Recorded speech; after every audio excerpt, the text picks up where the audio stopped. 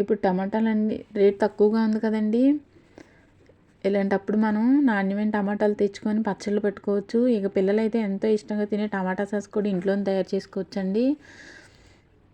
ఇంకెందుకండి ఆలస్యం, ఇంట్లో చేసే టమాటా సాసు అచ్చంగా బయట కొన్నట్టే రావాలంటే ఇప్పుడు ఇలా చేయండి. ఒక 1/2 కేజీ టమాటాలు తీసుకున్నాను. దాన్ని బాగా వాష్ చేసి పైన గ్రీన్‌గా ఉంటుంది కదండీ! అది తీసేసాను. దీనికి 2 వెల్లుల్లి రెబ్బలు,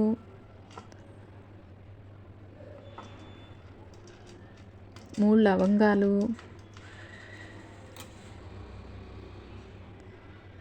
చిన్న దాల్చిన చెక్క ముక్కలు, 1 టేబుల్ స్పూన్ ఉప్పు, 2 వెల్లుల్లి రెబ్బలు,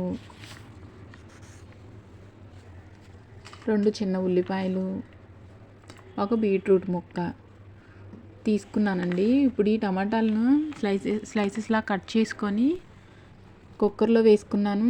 సాల్టు, వెల్లుల్లి, ఉల్లిపాయ, ఎండుమిర్చి, దాల్చిన చెక్క, లవంగాలు ఇందాక చూపించాను కదండి, వాటన్నిటిని కుక్కర్లో వేసుకొని కొంచెం నీళ్ళు పోసుకొని కుక్కర్ మూత పెట్టుకొని స్టవ్ మీద పెట్టుకోవాలి. ఇప్పుడు 4 నుంచి 5 విజిల్స్ వచ్చే వరకు ఉడికించి దించుకోవాలండి. ఇది బాగా ఉడికిన తర్వాత కుక్కర్ మూత తీసేసి అవి బాగా మిశ్రమాన్ని పూర్తిగా ఆరబెట్టాలి. అది చల్లారిన తర్వాత మిక్సీ జార్లో వేసుకొని గ్రైండ్ చేసుకోవాలండి. అది ఎంత వీలైనంత మెత్తగా మిక్సీ పట్టుకోవాలి. అప్పుడే మనకి సాస్ ఎక్కువగా వస్తుంది. ఒక జల్లెడ తీసుకొని ఆ ప్యూరీని ఫిల్టర్ చేసుకున్నాను.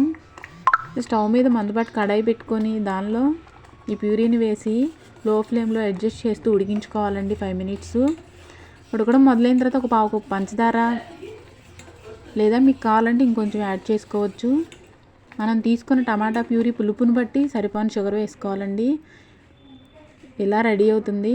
మీకు ఇంకా మందంగా కావాలనుకుంటే 1 టేబుల్ స్పూన్ కార్న్ఫ్లోర్ తీసుకొని 2 టేబుల్ స్పూన్ వాటర్ కలిపి ఉడికించుకొని 2 మినిట్స్ దించేసుకోవాలండి. ఇలా టమాటా సాస్ రెడీ అవుతుంది. ఈ రెడీ అయిన దాన్ని మనం కొంచెం ఆరనిచ్చిన తర్వాత ఒక గాజు సీసాలో స్టోర్ చేసుకోవచ్చు. స్టోర్ చేసుకుని ఫ్రిడ్జ్లో పెట్టుకోండి. ఇప్పుడు టమాటా కచప్ రెడీ అయిపోయింది. చాలా ఈజీ.